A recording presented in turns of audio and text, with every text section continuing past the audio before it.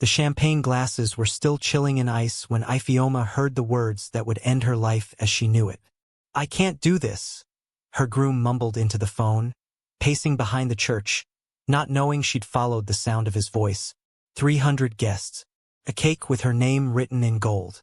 And the man she loved was begging his side sheik to wait for him. Just one more year. Ifeoma didn't scream. She didn't cry. She walked back inside, grabbed the first stranger she saw in a black suit, and said, "Marry me, right now. Or I swear I'll marry the caterer." The stranger blinked at her like she'd asked him to jump off a bridge. "I'm sorry, what?" "You heard me." Ifeoma's voice cracked, but her spine didn't. "There's a priest in there, 300 people who traveled from 3 different states, and a man who just told his side sheik he'd marry her next year instead of me today. I need a groom. You're wearing a suit. Congratulations, you're hired." The man, tall, unfairly calm for someone being recruited into a wedding at gunpoint of pure desperation, glanced past her shoulder toward the chapel doors. Something flickered in his eyes. Not confusion. Calculation. "You don't know me," he said slowly. "I don't know him either, apparently," she snapped, gesturing wildly toward the church. "At least you haven't lied to me yet." He studied her for a long moment. Guests were beginning to whisper. Somewhere inside, the organist had started the wedding march for the second time, uncertain whether to keep playing. "What's your name?" he asked. "Ifeoma." "Daehoon," he said. And then, like he was making a decision that cost him something, he held out his hand. "Let's go get you married, Ifeoma." She stared at his hand like it might bite her. Then she took it because the alternative was walking back into that church alone, in front of everyone, and admitting that the man she'd built a future with had just built one with someone else. Before we dive deeper, let us know in the comments section where you're watching from. We would like to hear from you. They walked in together. The priest's eyebrows nearly left his face. Her mother, sitting in the front row, made a sound like a kettle about to boil over. But Ifeoma held Daehoon's hand tight enough to bruise and said her vows to a total stranger like she meant every word. Because in that moment, spite was doing all the talking. Daehoon set his vows back steady, unbothered, like he did this sort of thing every week. She'd remember that later. She'd wonder about it. But right now, all she wanted was to walk out of that church a married woman so nobody could call her the girl who got left at the altar. The reception was smaller than planned. Half the guests left, whispering. The other half stayed for the free food and the scandal. Ifeoma sat at the head table beside a man she'd known for exactly 40 minutes, picking at jollof rice she couldn't taste.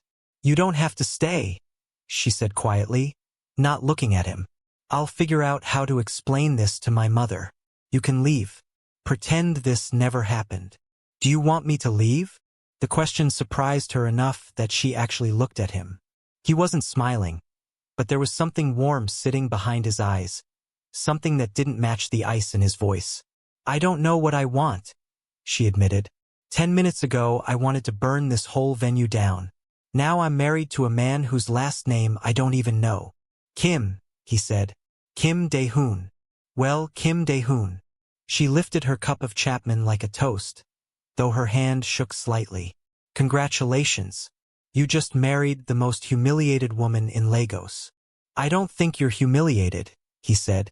"I think you're the only person in that church today who had the guts to stand up and choose herself." She hadn't expected that. Hadn't expected the way it settled somewhere warm in her chest, right beside the ache. She looked away before he could see her eyes fill. "It's not permanent," she said, mostly to remind herself. I don't even know what this is. A mistake. A very expensive mistake, actually, because I already paid for the asoabi." "It doesn't have to be a mistake," Daehoon said. "It can be an arrangement. You needed a groom. I happen to need a wife." Ifeoma blinked. "You need a wife? Just casually? Like a wife is something you pick up at ShopRite." For the first time, something like amusement pulled at his mouth. "It's complicated. Try me. I just married a stranger in front of my own aunties. I think I can handle complicated." He was quiet for a moment, turning his glass slowly on the table. "My family expects certain things from me. A wife is one of them. If I show up married, a lot of problems disappear. I wasn't planning on finding one today, but you looked like you needed rescuing, and I looked like I needed a way out of an arrangement my father would have chosen for me. So we use each other, she said slowly. We help each other, he corrected. There's a difference. She studied him, the calm in his shoulders, the watchfulness in his eyes that never fully switched off, like a man who was always doing 3 things at once. There was something underneath the polish. She couldn't name it yet, but it made the hair on her arms rise, in a way that wasn't entirely unpleasant. Fine, she said, but let's set rules, because I refuse to be humiliated twice in one lifetime. Rules, he agreed. I'm listening. This marriage is for appearances only. You save face with your family, I save face with mine. No romance, no feelings. We're business partners who happen to share a last name now.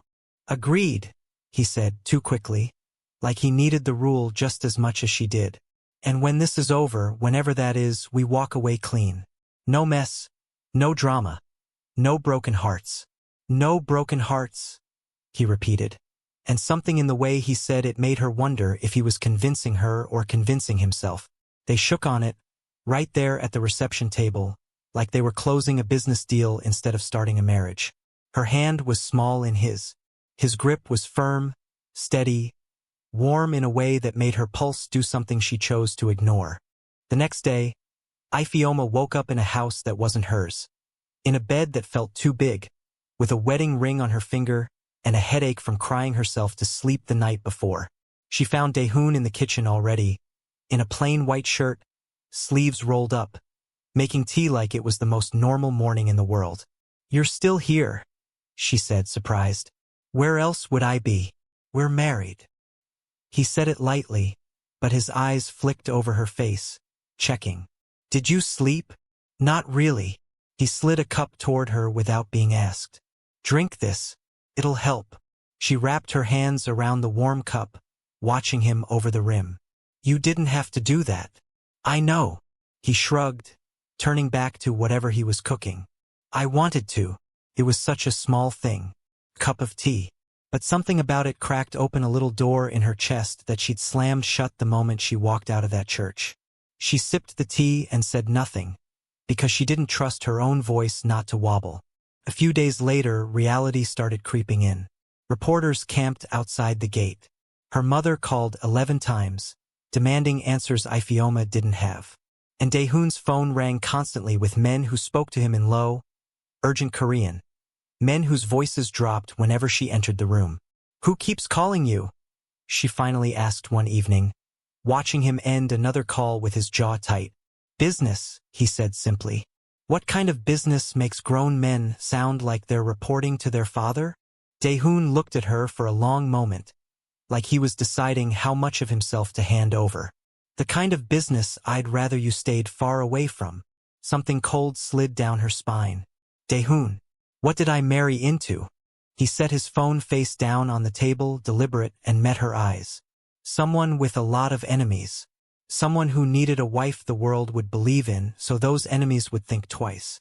You used me as a shield, she said slowly, the pieces settling into place. I used you as a wife, he corrected softly. There's a difference. And Ifeoma, I intend to protect you. Whatever this is between us, whatever it becomes, that part isn't negotiable. She wanted to be angry. She wanted to throw something. But the way he said her name, low and certain, like a promise he'd already made to himself, made the anger fizzle into something else entirely. Something that scared her far more than any mafia enemy could. That night, lying awake beside a stranger who'd sworn to protect her from a world she hadn't asked to enter, Ifeoma realized the rules they'd made at that reception table were already starting to crack. No romance, no feelings. She stared at the ceiling and wondered how long those rules would survive. The next morning, Ifeoma found out exactly what kind of world she'd married into. She was in the garden, phone pressed to her ear, trying to calm her mother down for the 12th time that week, when a black SUV screeched through the gate so fast gravel sprayed against the flower beds. 2 men spilled out, one clutching his side, blood soaking through his fingers. Daehoon was already moving before she'd even registered what she was looking at, barking orders in Korean. His whole demeanor shifting into something sharp and commanding she hadn't seen before. "Get inside," he said to her, not even turning his head. "Daehoon, that man is bleeding. Ifeoma, inside. Now." It wasn't a request. There was a weight in his voice that made her legs move before her mind caught up. She watched from the window as he helped carry the injured man into a side room. As more men arrived, as the calm, tea-making husband from yesterday morning disappeared completely, replaced by someone whose eyes had gone flat and dangerous. She sat on the stairs for 2 hours, knees pulled to her chest, listening to muffled voices and the occasional pained groan from down the hall. Nobody explained anything to her. Nobody needed to. She understood now, with total clarity, that business was never going to mean spreadsheets and boardrooms in this house. When Daehoon finally came to find her, his shirt was stained, his knuckles scraped raw. He stopped in the doorway like he wasn't sure he was allowed to come closer. "You should have told me," she said quietly. "Not the fairy tale version. The real one. Would you have married me if I had?" "I don't know," she admitted, and the honesty cost her something. "But I would have at least been able to prepare myself for—" She gestured helplessly toward the hallway, toward the blood, toward everything. "That." He crossed the room slowly and knelt in front of her, so they were eye level, which felt strangely more intimate than if he'd sat beside her. "I never wanted this life to touch you. That was the whole point of keeping distance. Rules, remember? If I kept you close, kept things clean between us, you'd stay safe on the outside of it. I'm already on the inside of it, Daehoon. I'm your wife. My name is on your documents. Whoever is out there trying to kill your men, they know who I am now too." Something shifted across his face. Guilt and fear tangled together in a way she hadn't expected from a man who commanded rooms with a single word. "Nobody touches you," he said, low and fierce. "I don't care what I have to do. Nobody comes near you. That's not a promise you can make. Watch me." She wanted to believe him. God help her. She wanted to believe him so badly it frightened her. Because 2 weeks ago she'd believed a different man's promises too. And look how that had ended. She studied Daehoon's face, the exhaustion pulling at his eyes, the blood drying on his hands, the way he hadn't moved from kneeling in front of her even though his knees had to be aching on the marble floor. "Why does it matter so much to you?" she whispered. "I'm just supposed to be for appearances. Remember our rules." Daehoon's jaw tightened. He looked away first, out toward the garden, toward the SUV still parked crooked from earlier. "I don't know anymore," he admitted, so quietly she almost missed it. "I didn't expect to care whether you were safe. I didn't expect to think about you when you're in another room. That wasn't part of the arrangement." Her breath caught.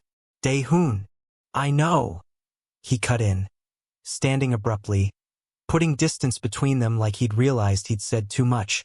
"I know what we agreed. Forget I said anything." But she couldn't forget.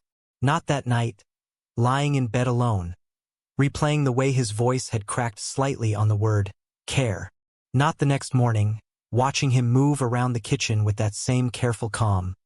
Like the conversation had never happened. Like he hadn't shown her a crack in his armor she couldn't stop thinking about. If you've ever fallen for someone you swore you wouldn't, drop a heart in the comments, because Ifeoma was about to learn just how dangerous it was to fall for a man like Daehoon. A few days later, things almost felt normal again.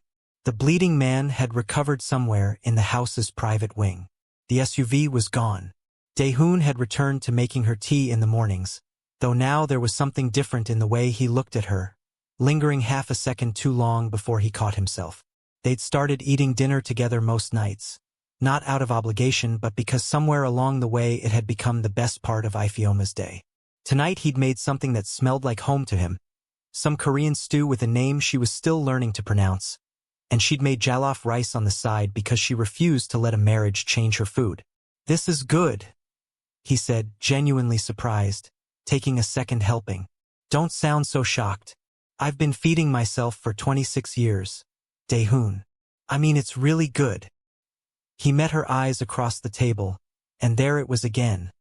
That lingering look, warm and unguarded, before he dropped it. My mother would like you. Something in her chest went soft and terrified at the same time. You talk about your mother like she's still around to meet me. His expression flickered, pain moving through it fast. There and gone. She died when I was 16. My father took over everything after that. The business, my life, all of it. She was the only person who ever made this house feel like a home instead of a headquarters. I'm sorry, Ifeoma said softly, and she meant it.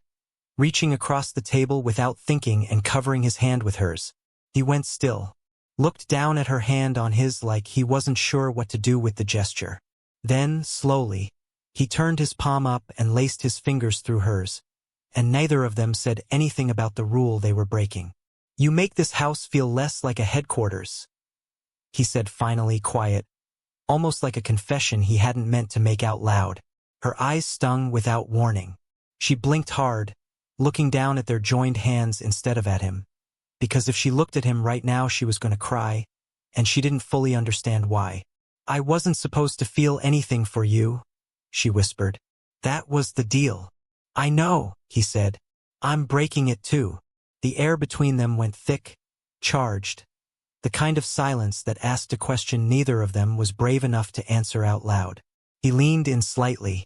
She didn't pull away. For one suspended second, she thought he might kiss her, and God help her, she wanted him to. Then his phone buzzed violently against the table, shattering the moment. He closed his eyes briefly, like he was gathering strength, before he picked it up. Whatever he heard on the other end drained the color from his face. What is it? She asked, alarm creeping up her spine.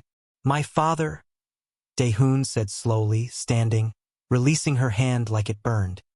He's found out about the marriage. He's coming here, tonight. Isn't that a good thing? Doesn't that mean the arrangement worked, that your enemies think twice now? You don't understand.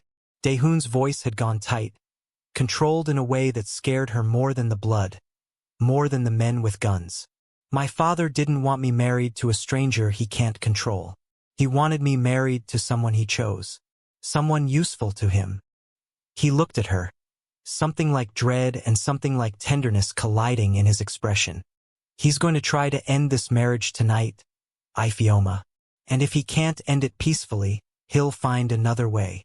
Her heart slammed against her ribs. What does that mean? Daehoon didn't answer right away. He crossed the room, cupped her face in both hands like she was something precious he was afraid of losing, and for the first time since the wedding, she saw real fear in his eyes. Not for himself, but for her. It means, he said quietly, that from this moment forward, you need to trust me completely, because I am not going to let my father take you away from me. Outside, headlights swept across the driveway, slow and deliberate, like a warning. The headlights crawled closer, and Ifeoma felt Daehoon's grip on her hand tighten, like he was trying to root her to the spot. Whatever he says to you, Daehoon murmured, don't answer him. Let me handle my father. Daehoon, you're scaring me. Good, he said low. Stay scared. Stay alert.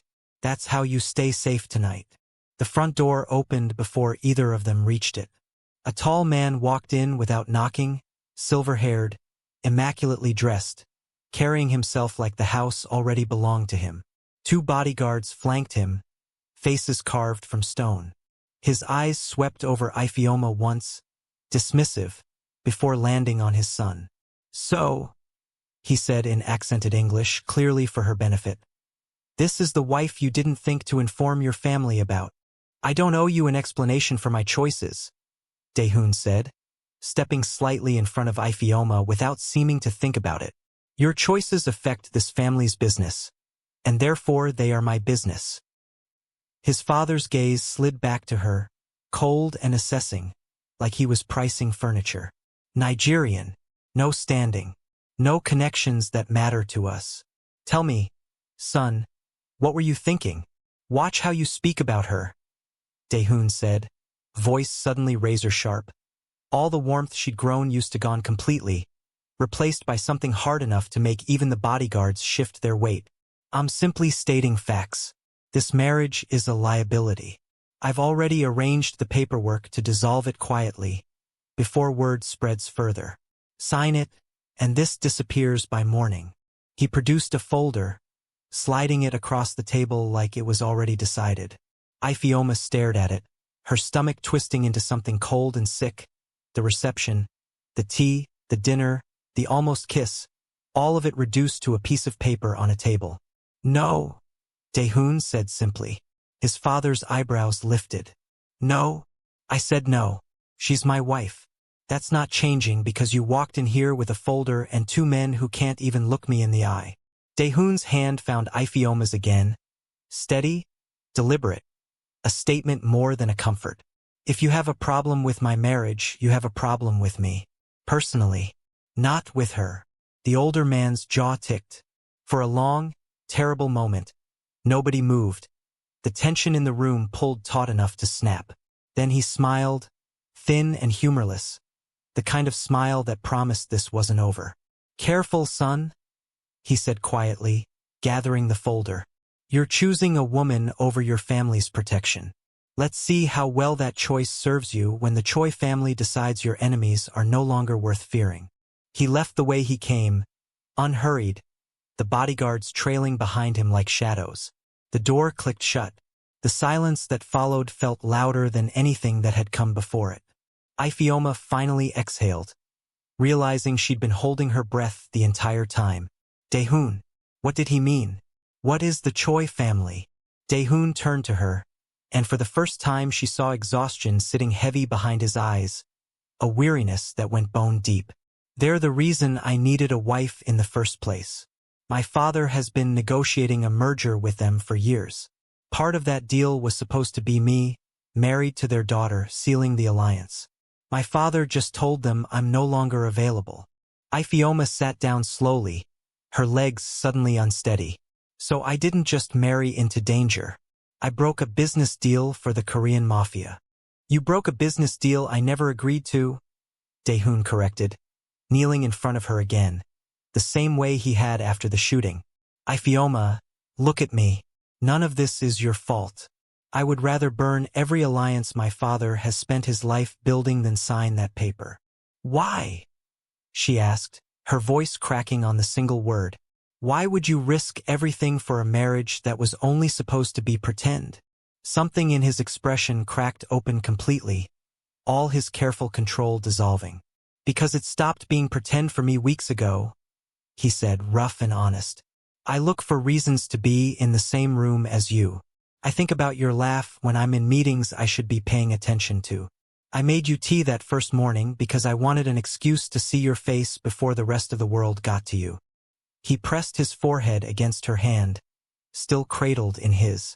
I am completely, hopelessly in love with you, Ifeoma. And I don't care what that costs me. The tears she'd been holding back finally spilled over, hot and fast.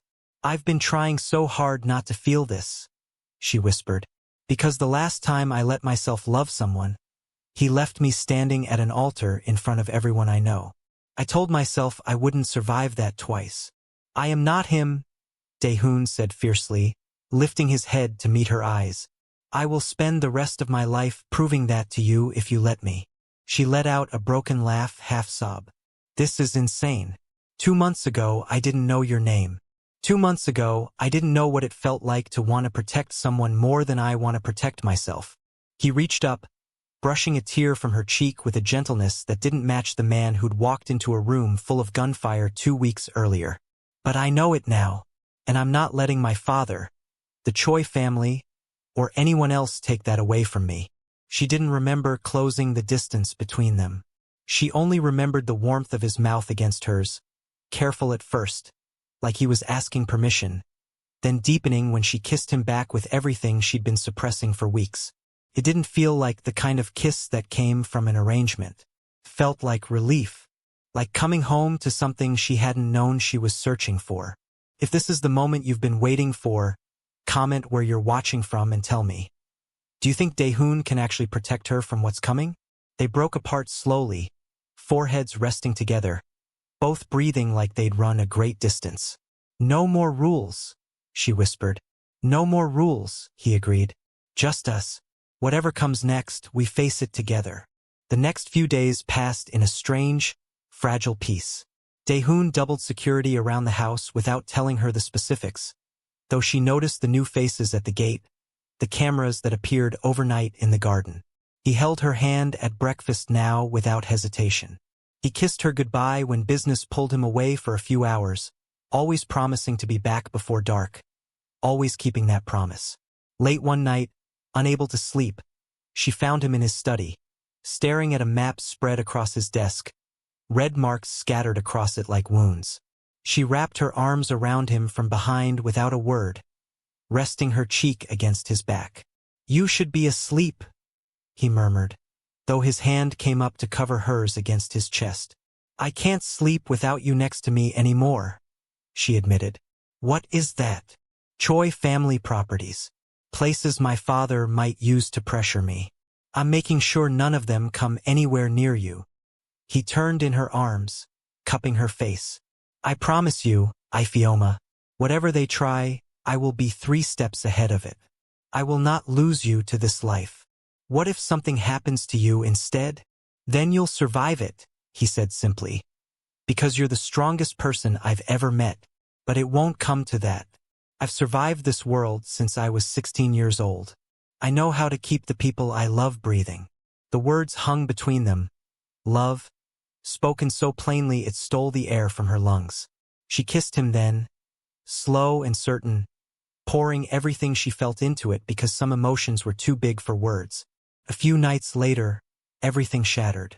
They were asleep when the first crash came from downstairs. Glass shattering, the house alarm screaming to life. Daehoon was up instantly, pulling a gun from the drawer beside the bed, positioning himself between Ifeoma and the door before she'd even fully opened her eyes. "Stay behind me," he said, voice deadly calm, "all business, all soldier. Whatever happens, do not leave my side." Footsteps pounded up the stairs, multiple sets, moving fast. Ifeoma's heart hammered against her ribs so hard it hurt. Her hand fisted in the back of Daehoon's shirt as he backed them both toward the window, toward the emergency exit he'd shown her only days before, like he'd known this was coming. "Daehoon," she whispered, terror threading through every syllable. "Who is it?" The bedroom door exploded inward, and standing in the doorway, flanked by armed men, was a face Ifeoma never expected to see again. The man who had left her standing at the altar, smiling like he'd finally found exactly what he'd come looking for. For one suspended, impossible second, Ifeoma's brain refused to process what her eyes were seeing. Tabena, her ex-fiancé, stood in the doorway of her bedroom in a different country, in a different life, wearing a smile that had once made her feel safe and now made her skin crawl. "Surprise," he said softly. "Took me a while to track you down, sweetheart. You disappear fast for someone who used to cry over missing my calls." Daehoon's body went rigid in front of her, the gun steady in his hand, aimed without hesitation. "You have 5 seconds to explain why you're in my house before I stop asking questions." "Your house?" Tabena laughed, low and humorless, stepping further into the room like the gun didn't concern him at all. "Funny thing, Daehoon Kim. Turns out I know the Choi family too. Turns out when a woman you were supposed to marry runs off and marries a mafia prince instead, certain people become very interested in her ex-fiancé. Very generous people." The pieces slammed together in Ifeoma's mind all at once, sickening and clear. "You sold me out," she breathed. "You left me at the altar. And now you're here helping the people trying to destroy my marriage?" "I'm here collecting a very large payment for information I already gave them weeks ago," Tabena said, unbothered by the venom in her voice. "Your new husband's father wants this marriage gone. The Choi family wants their alliance back. And I want the $2 million they're paying me to walk you out of this house tonight. Everybody wins. Except you two, I suppose." "Nobody is walking her anywhere," Daehoon said, voice like ice over stone. "With respect, that's not really your decision anymore." Tabena gestured, and the armed men behind him raised their weapons in unison. "You're outnumbered 6-1, and unless I'm mistaken, your own security team was paid quite handsomely an hour ago to take a very long dinner break." Daehoon's jaw tightened, the first flicker of real alarm crossing his face, and Ifeoma understood in that moment that this had all been planned with precision. Every piece moved into place while they slept. If you think Daehoon has a way out of this, comment below and tell me where you're watching from, because what happens next changes everything. Ifeoma?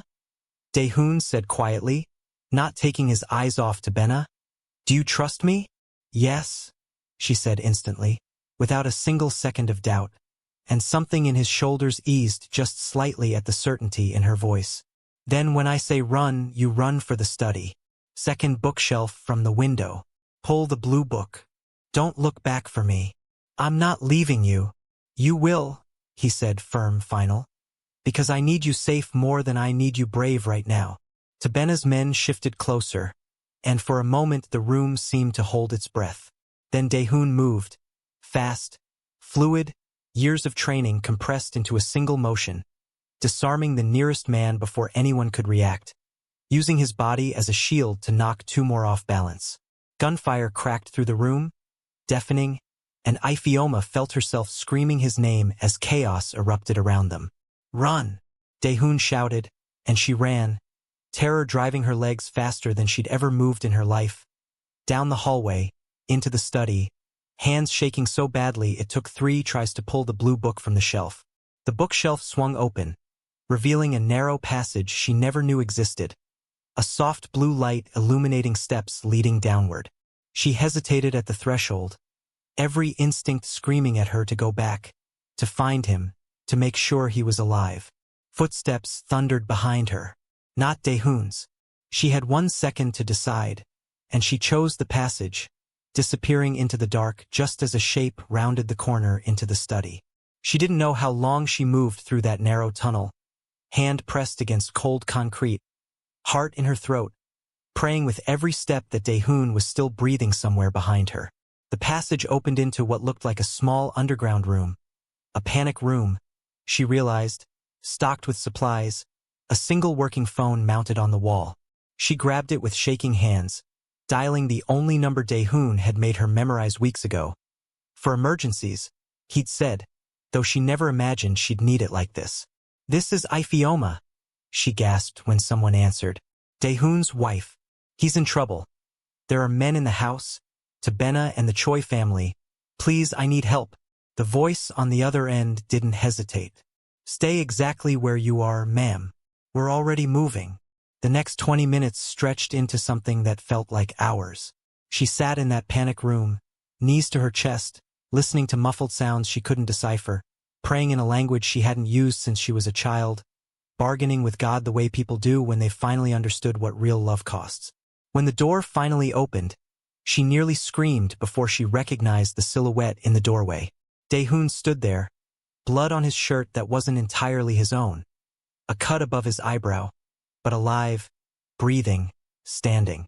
She was across the room and in his arms before either of them said a word, her whole body shaking as he held her so tight it almost hurt. You're okay, she sobbed into his chest. You're okay, you're okay.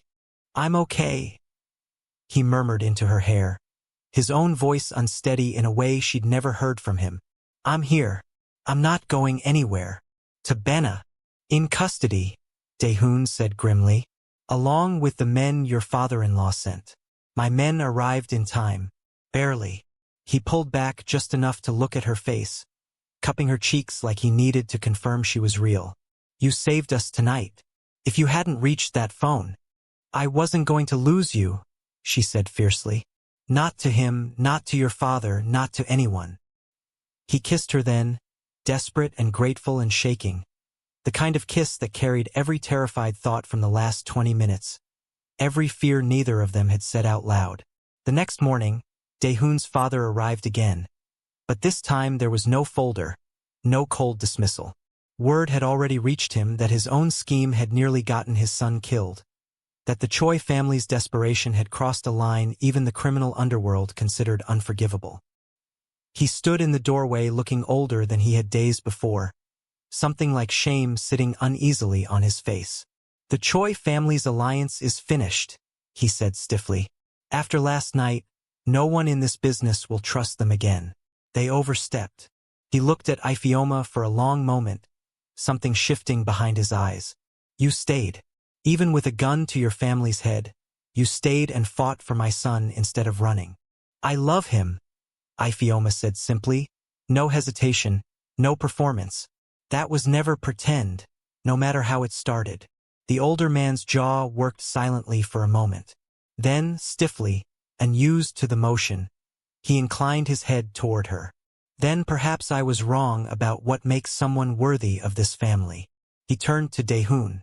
Take care of your wife, son. It seems she's stronger than either of us gave her credit for. He left without further ceremony. But something had shifted. Some door that had been slammed shut now standing slightly open. A few weeks later, on a quiet evening with no bodyguards at the gate for once, no phones ringing with urgent business, Daehoon found Ifeoma in the garden where it had all started, sitting exactly where she'd been the day the SUV screeched through the gate. Second wedding, he said, sitting beside her, taking her hand like it was the most natural thing in the world. Real vows this time. No spite, no strangers. Just us, choosing each other on purpose. Ifeoma laughed, the sound light and full in a way it hadn't been in months. You want to marry me again? I want the whole world to know I chose you, he said, serious now, his thumb brushing over her knuckles. Not because a father-in-law arranged it, not because of appearances or alliances, because somewhere between that church and tonight, you became the only home I've ever wanted.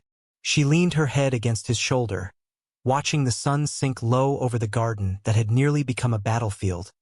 Now finally, quietly, theirs.